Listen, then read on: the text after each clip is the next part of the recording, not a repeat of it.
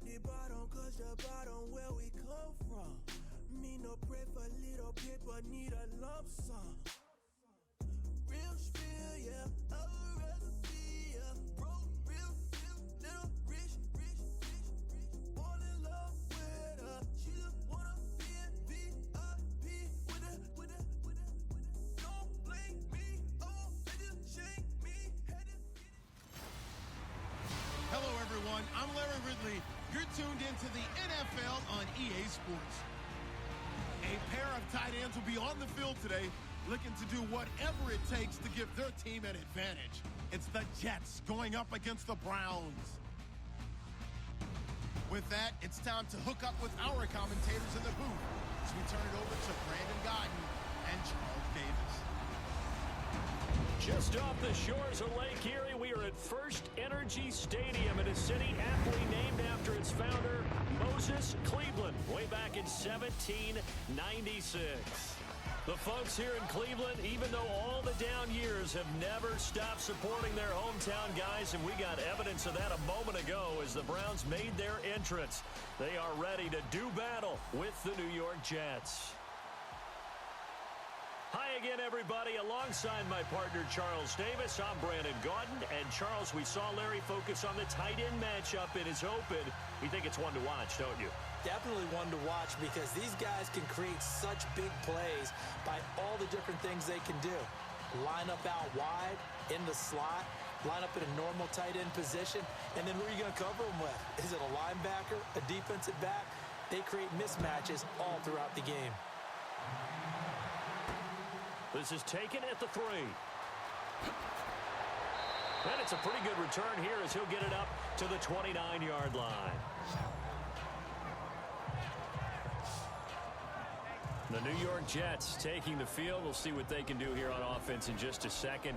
You look at their quarterback position in total, though. You had Josh McCown making 13 starts last year, but he'll be a free agent coming up, and he's going to be 39 years old next year. And Bryce Petty ended up making 3 starts. And remember Christian Hackenberg, who was drafted in the 2nd round 2 drafts ago, never got on the field again this season. So when you're looking at what they're going to do, you have to think quarterback figures prominently into their draft pick, and they should have a very high draft pick this year.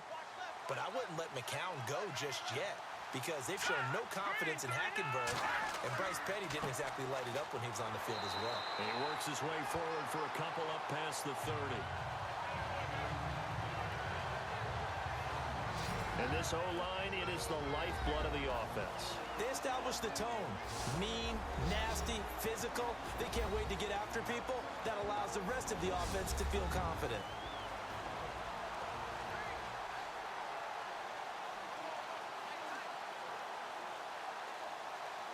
Eight yards to go here on 2nd down.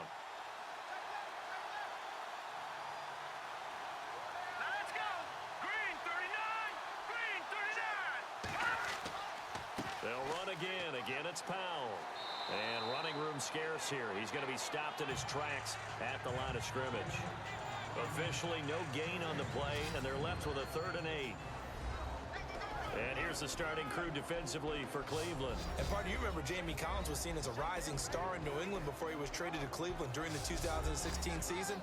Now for the Browns, he's a symbol of what they're trying to get to. Big-time players at every position, and he's holding down the linebacker spot.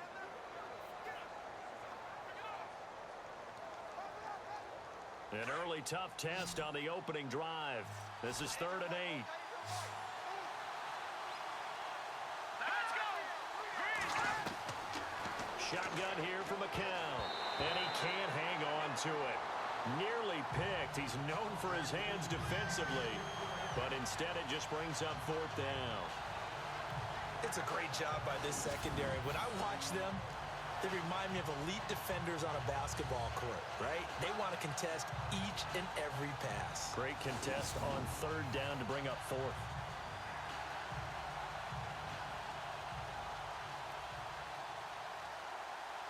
On 4th down, here's Lachlan Edwards to punt it. Jabril Peppers is deep for Cleveland.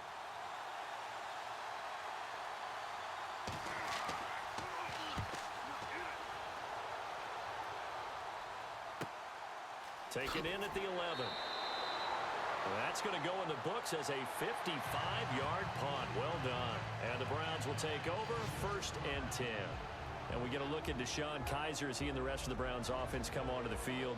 And he was the NFL leader in 2017, Charles, in a category you don't want to lead in, 22 interceptions. But let's put that into perspective. He just turned 22 years old back on January the 3rd. So I don't know that you want to just say, hey, he doesn't have a bright future because of that. I would agree with you on that one. And, yes, there's a lot of improvement that has to happen. But it has to happen around him as well with the rest of the team. And, look, throwing a lot of interceptions as a rookie quarterback is almost a rite of passage. The Hall of Fame is littered with guys who threw a lot of interceptions young in their career. Will he be able to bounce back from that? Will he gain some confidence from the fact that he got through an entire first year in the NFL and he's still standing? And will he make the improvements necessary to seize the position in his second year in Cleveland? That remains to be seen. And trying to give a lift to this offense today will be the Duke, the former Cane, Duke Johnson. Comes from a great tradition of runners at Miami of Florida. He's one of the best ones we've seen in recent years.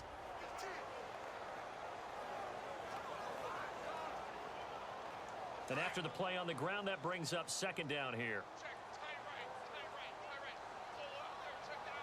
Here we go.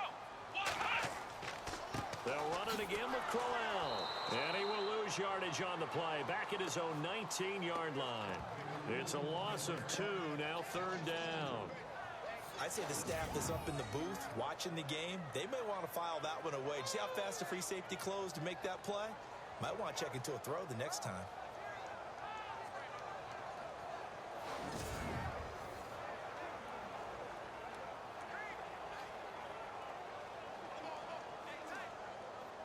The Jets will bring in a nickel set as they try to stop this 3rd down.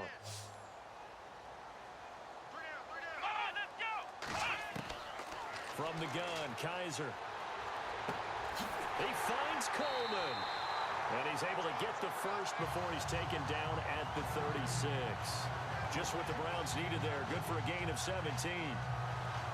One thing I can say pretty safely, that route is not called if you don't have a guy who can throw the ball and put some mustard on it. Because if you're going to lollipop it in the middle of the field, bad things usually happen. It takes a strong-arm guy who can rifle it in there, and they were able to successfully complete that one. Counting down toward the midway point in quarter 1.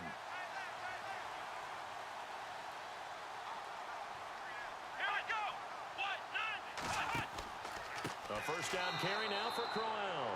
And he went backwards. He'll be down at the 30. That's going to go as a loss of 6, and it'll set him back for 2nd down. Every year I go to the combine and marvel at the speeds that linebackers are running nowadays. They run like DBs. And let's face it, they know how to finish plays too. Eyes up, head up, run right through them.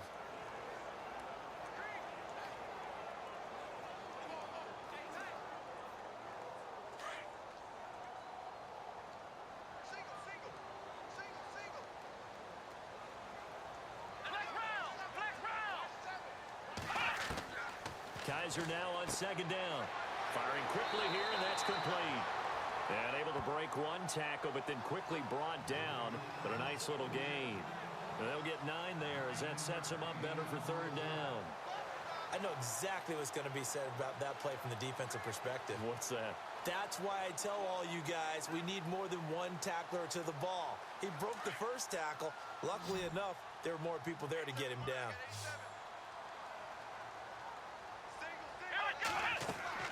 On 3rd down, Kaiser. Screenplay, Johnson. And out of bounds on the other side of midfield across the 45. The Browns passing game finding its stride. They've got another 1st down. I like the screen being called here early in the game, especially on the opening drive, because, Brandon, when guys come out of the locker room, especially those pass rushers, they are so amped up to get to the quarterback that you can use that against them, and a screen pass is a great way of doing it. A lot of teams against good pass rushing teams, they want to run the screen 10 to 12 times in a game. So here we go, 1st and 10 now.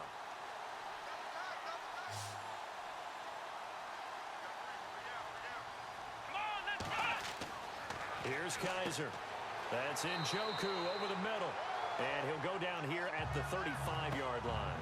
7 yards, the pickup on the pitch and catch. I don't think it's a surprise they're throwing the football early. We expected that. They told us they were going to come out firing, but 4 for 4 on the opening drive. They like that. They don't just like it, they love it, because now everyone gets locked in. Your confidence jumps up. Everyone's easy about what they're doing out there.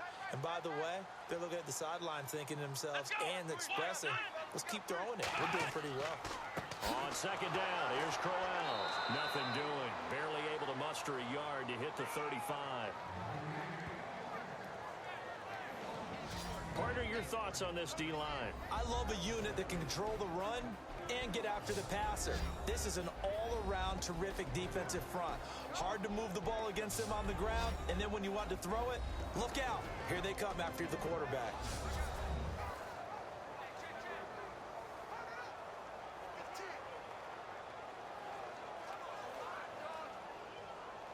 They're trying to keep the drive going. This will be play number 8. It's 3rd and 2.